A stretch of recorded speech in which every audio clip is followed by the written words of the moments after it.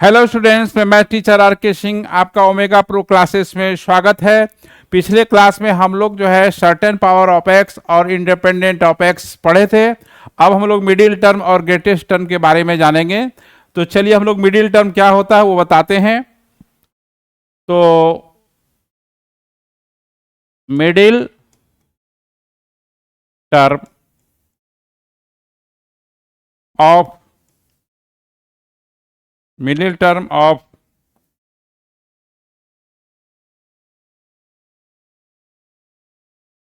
Middle term of binomial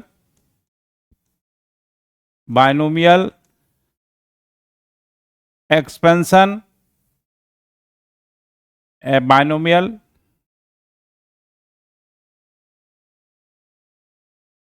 binomial आपका expansion binomial expansion ए plus minus x, जो भी हो, प्लस भी हो सकता है माइनस भी हो सकता है कि पावर एन। देखिए आपको बताते हैं कि अगर ए प्लस बी का होल क्यू है तो इसमें 4 टर्म होगा। पावर से एक ज्यादा टर्म होता है तो 4 टर्म होगा। तो देखिए T1, T2, T3 खाली समझना है, फिर इसको हटा देंगे T4। इसमें मिडिल टर्म जो है 2 हो जाएगा। अगर ये दूसरा और तीसरा, अगर देखिए पावर 5 है तो इसमें 6 टर्म हो जाएगा T5 और T6। तो इसमें मिडिल टर्म जो है तीसरा और चौथा टर्म जो होगा वो मिडिल टर्म होगा। तो अब देखिए a प्लस बी का पावर 10 है तो 11 टर्म होगा। कितना टर्म होगा? 11 टर्म होगा। तो 5 जो है लेफ्ट साइड होगा, 5 राइट साइड होगा, छठा टर्म जो है मिडिल टर्म होगा। तो बाइनोमियल का मिडिल टर्म जो है किस पे डिपेंड करता है? बाइनोमियल के पावर पर।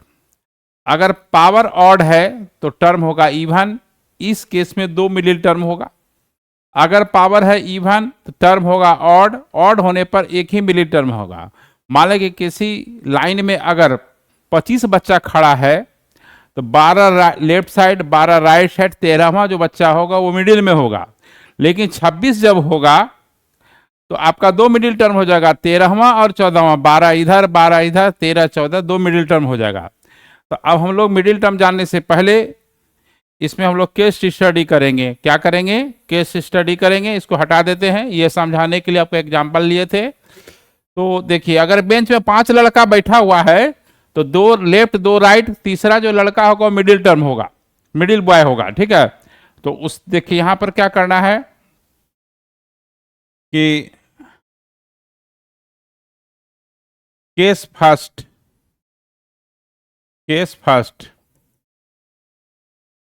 If n is n even, अगर n इवन है, n is n even, then number of terms then number of terms then number of terms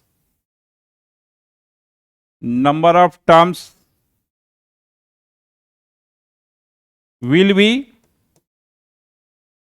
odd. In this case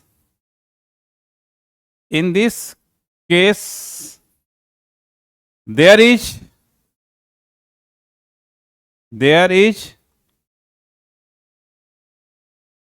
only one middle term,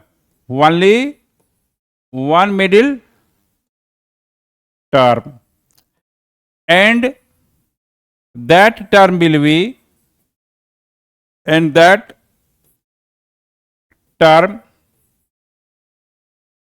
be देखिए n अगर even है तो term होगा odd. जैसे 20 है तो 21 term होगा, ठीक है, 10 है तो 11 टर्म होगा।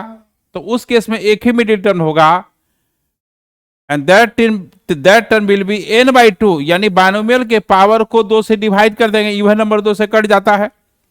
अब plus 1th term, only 1 minute, and that middle term will be n/2 plus 1th term. यही एक मिडिल टर्म होगा, यानी एक ही मिडिल टर्म होगा जब पावर इवन होगा तो। अब वो मिडिल टर्म क्या होगा, फॉर्मूला लगाते हैं। n/2 प्लस 1th टर्म निकालना है। आप जानते हैं कि लोअर लिमिट एक कम हो जाता है, n/2 प्लस 1 में एक कम करेंगे, ये घटाएंगे तो वह n/2 प्लस 1 माइनस 1, तो 1 कैंसिल हो जाएगा, तो यहाँ n/2 हो जाएगा। और यहाँ पर जो है a का पावर क्या हो जाएगा, n माइनस n/2, x की पावर यहाँ जो लोअर लिमिट है वो हो जाता है। तो इसको देखिए factorial n bye factorial r यानी n/2, factorial n minus n/2 यानी n/2 हो गया। a का पावर n/2 होगा, x की पावर n/2 होगा। कहने के बाद यहाँ ऑब्जर्व कीजिए कि जब मिडिल टर्म होता है एक, तो a का पावर और x की पावर दोनों का सेम होता है। क्या होता है, सेम होता है। a का पावर देखिए n/2 है, x की पावर n/2 है, और ये मिडिल टर्म का कोफिशिएंट हो गया, ये मिडिल टर्म का क्या हो गया, कोफिशिएंट हो गया। ठीक है, तो अब देखिए ये केस 1 हो गया। अब हम लोग केस 2 पढ़ेंगे। नेक्स्ट केस 2, केस 2 में if n is n odd, अगर n ऑड होगा तो, यानी बाइनोमियल का पावर ऑड होगा, ऑड मतलब 3, 5, 7, 1 भी मतलब है 9, 11, हाँ 25, 75 ऑड, जो मतलब 2 से नहीं कटता है, वो ऑड नंबर होता है। n is an odd, then number of terms, then number of terms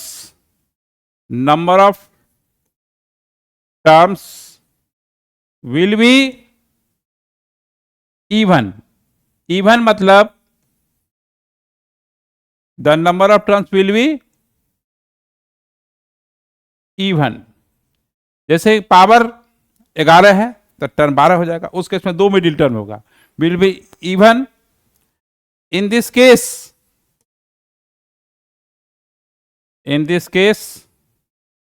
the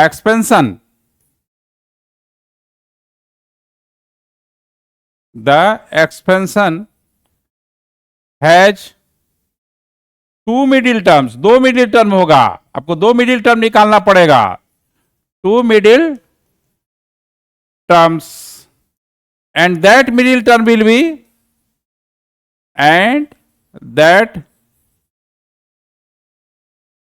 middle term will be, that middle term will be, देखिए क्या होगा, n प्लस 1/2th पहला, क्योंकि दोनों मिडिल टर्म सटा हुआ होगा, अगल बगल होगा, आजू बाजू होगा, तो उसमें एक जोड़ देंगे। देखिए रफ करते हैं, तो एक जब मिडिल टर्म होगा कि क्या है कि जैसे ऑड है उसमें एक जोड़ देंगे तो इवन हो जाएगा, 2 से कट जाएगा, क्योंकि नंबर ऑफ टर्म फ्रैक्शन में तो आएगा नहीं, तो ये हुआ। आप इसमें एक जोड़ देंगे, क्योंकि अगल बगल होगा तो एक जोड़ दीजिएगा, तो n प्लस 3/2th टर्म, तो वही डायरेक्ट लिखते हैं, will be n plus 1/2th term and n plus 3/2th term, 2th term होता है। ठीक है, इसको हटा देते हैं, ये रफ किए थे तो इसको इरेज कर देते हैं। तो अब हमको ये 2 मिडिल टर्म होगा तो दोनों टर्म निकालना पड़ेगा। तो जो फर्स्ट मिडिल टर्म होगा वो n प्लस 1/2th, ऑड होगा तो एक जोड़ करके 2 से डिवाइड करना है, और फिर उसमें एक जोड़ देंगे तो n प्लस 3/2th हो जाएगा। तो यहां n प्लस 1/2th हो जाएगा n c, एक कम कीजिएगा, n प्लस 1/2 माइनस 1। अब देखिए a का पावर जो है, ये जो है आपका n माइनस, देखिए इसको सॉल्व करेंगे ना तो n माइनस 1/2 होगा। तो अपर लोअर का डिफरेंस होता है, याद कीजिएगा, upper limit minus lower limit होता है, और x की पावर जो है वो जो लोअर लिमिट होता है वही हो जाता है। तो कहने का मतलब ये है कि अब जो है ये एन सी एन माइनस 1/2 हो गया, a का पावर n प्लस 1/2 हो गया, और x की पावर n माइनस 1/2 हो गया। ये आपका पहला मिडिल टर्म होगा। अब हम लोग दूसरा मिडिल टर्म जो है लिखेंगे, निकालेंगे। नेक्स्ट पेज में देखिए, दूसरा मिडिल टर्म जो है n प्लस 3/2th टर्म जो है दूसरा मिडिल टर्म होगा। तो एन सी एन एक कम कर देना है, n प्लस 3/2 माइनस 1, a का पावर जो है n माइनस n प्लस 1/2 हो गया, और x की पावर जो है यहां पर हो जाएगा n प्लस 1/2 हो गया। तो यहां पर जो है आपका एन सी एन प्लस 1/2 हो गया, और a का पावर जो है आपका n माइनस 1/2 हो गया, और x की पावर n प्लस 1/2 हो गया। ये आपका दूसरा मिडिल टर्म हुआ। अब देखिए इसमें नोट पॉइंट क्या लिखाना है कि देखिए जो पहला मिडिल टर्म था, देखिए आप समझिए, बोर्ड पे लिखते हैं तब समझ में आएगा कि फर्स्ट जो है, फर्स्ट मिडिल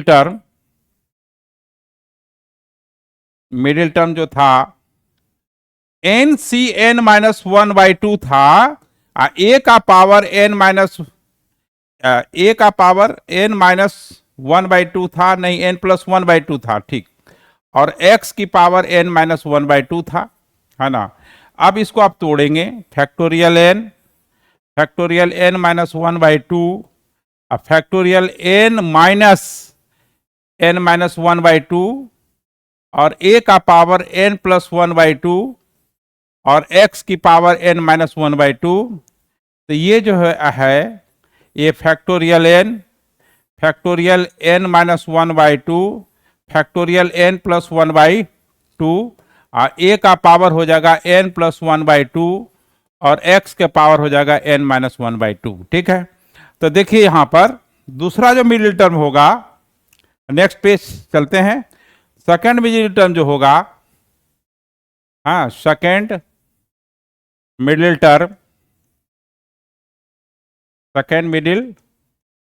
टर्म जो होगा वो क्या था, एन सी एन प्लस 1/2, हाँ, ए का पावर ये माइनस करेंगे तो n माइनस 1/2 होगा, x की पावर n प्लस 1/2 होगा। तो ये जो है factorial n bye factorial n plus 1/2, factorial minus करेंगे तो n माइनस 1/2, a का पावर n माइनस 1/2, x की पावर n प्लस 1/2। तो ये जो कोफिशिएंट है वहां पर n सी एन माइनस 1/2 है, देखने में डिफरेंट लग रहा है, but after calculation, after simplification दोनों सेम हो जाता है। तो मिडिल टर्म का जो कोफिशिएंट होता है इक्वल होता है। जैसे आप ऐसे सिंपल से एग्जांपल लेंगे, a प्लस बी का whole cube, A cube plus 3a square B plus 3ab square plus B cube. तो मिडिल टर्म दो हुआ, 3a square B plus 3ab, तो कोफिशिएंट 3 है, दोनों क्या होगा, इक्वल होता है। मिडिल टर्म का कोफिशिएंट क्या होता है, सेम होता है।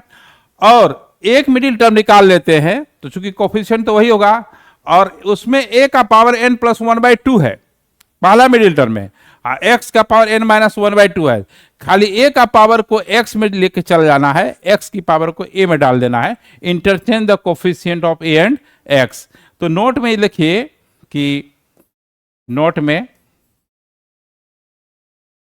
मिडिल टर्म हैज, सबसे पहले तो middle term has greatest coefficient, सबसे बड़ा कोफिशिएंट होता है। एक बात है, ग्रेटेस्ट कोफिशिएंट, सबसे बड़ा कोफिशिएंट जो है मिडिल टर्म का होता है, ग्रेटेस्ट कोफिशिएंट मिडिल टर्म का सबसे बड़ा कोफिशिएंट होता है, ठीक है। जब दो मिडिल टर्म होता है, coefficient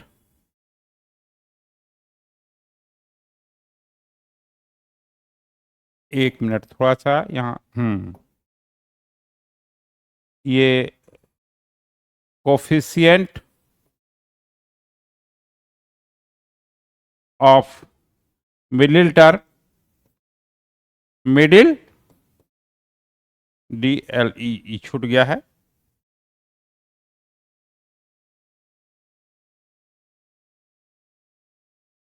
middle term, coefficient of middle term, middle terms, terms मतलब दो मिडिल टर्म होगा, are equal if n is, और क्लियर कर देते हैं, एन इज ऑड। ऑड होगा तो दो मिडिल टर्म होगा, तो मिडिल टर्म का कोफिशिएंट क्या होगा, इक्वल होगा। तो ये तो हम लोग मिडिल टर्म का प्रॉपर्टी हुआ, ठीक है। तो अब हम लोग कुछ मिडिल टर्म का जो है क्वेश्चंस करेंगे, ठीक है। तो देखिए मिडिल टर्म का जो है तो क्वेश्चंस होंगे नेक्स्ट। तो देखिए पहला क्वेश्चन है मिडिल टर्म का,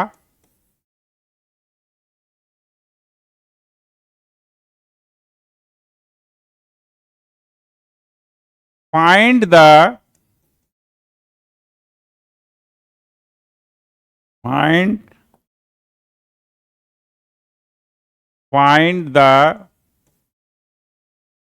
middle term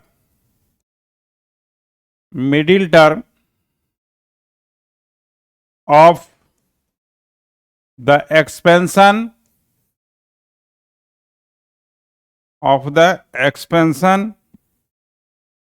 a by x minus x by a का पावर 20। देखिए जो बाइनोमियल एक्सपेंशन है इसमें पावर ऑड है कि इवन, 20 इवन हुआ, तो इसमें जो है एक ही मिडिल टर्म इसलिए होगा, पावर ऑड होगा, ठीक ना। तो यहाँ लिखना थोड़ा सा ये कि आपका नोट्स में काम करेगा, since power of binomial expansion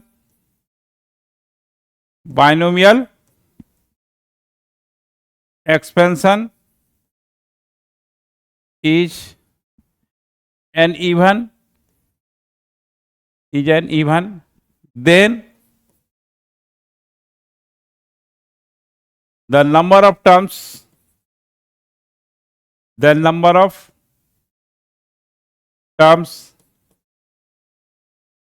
will be odd। ऐसे एग्जाम में नहीं लिखना है, आपको समझने के लिए कर दिया है, will be odd, the number of terms will be odd। in this case there is only one middle term, एक ही मिडिल टर्म होगा, only one middle term, and that middle term will be n by 2 plus 1, यानी 2 by 2 plus 1, ठीक है।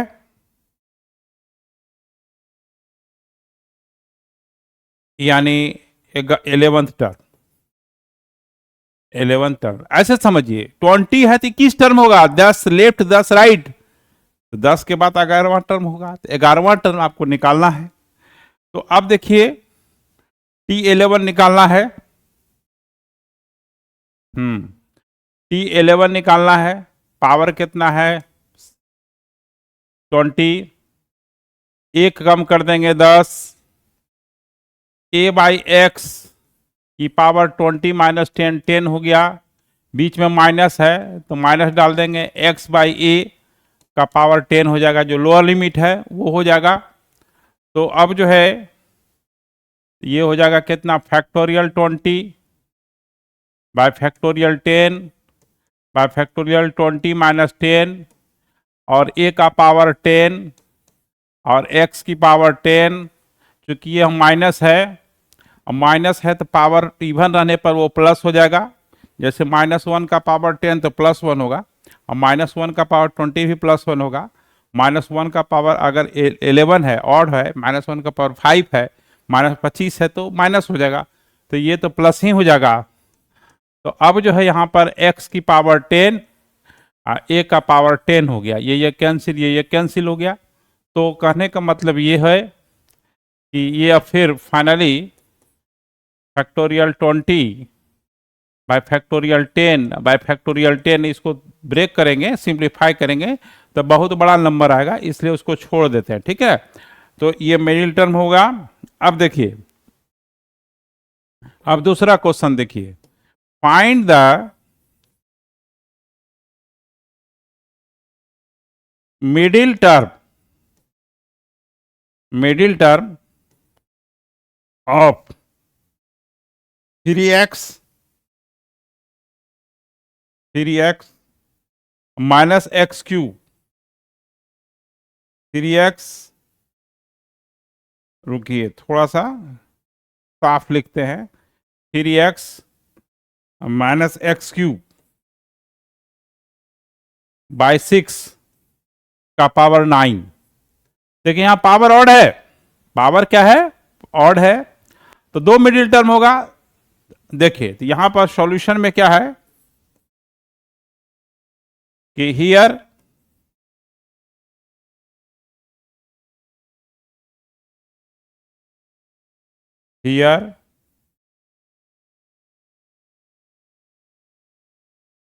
n short में लिख देते हैं n9, that is odd, ये अब शॉर्ट में लिख देते हैं that is odd.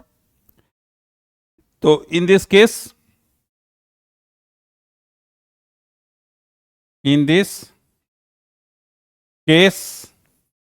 There are two middle terms, इस केस में दो मिडिल टर्म होगा, n is odd, in this case there are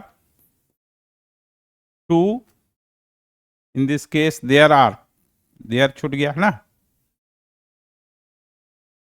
complete लिखना चाहिए, THERE, there are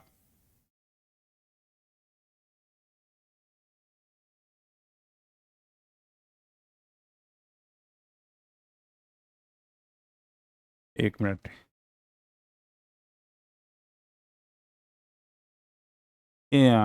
n is odd, in this case there are, है ना,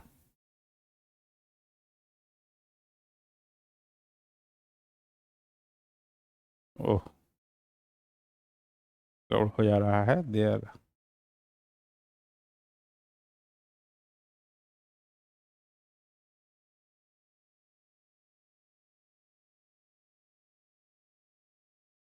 are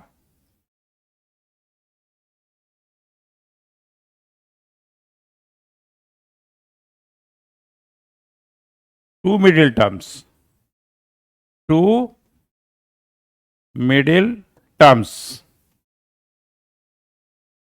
That middle term will be, that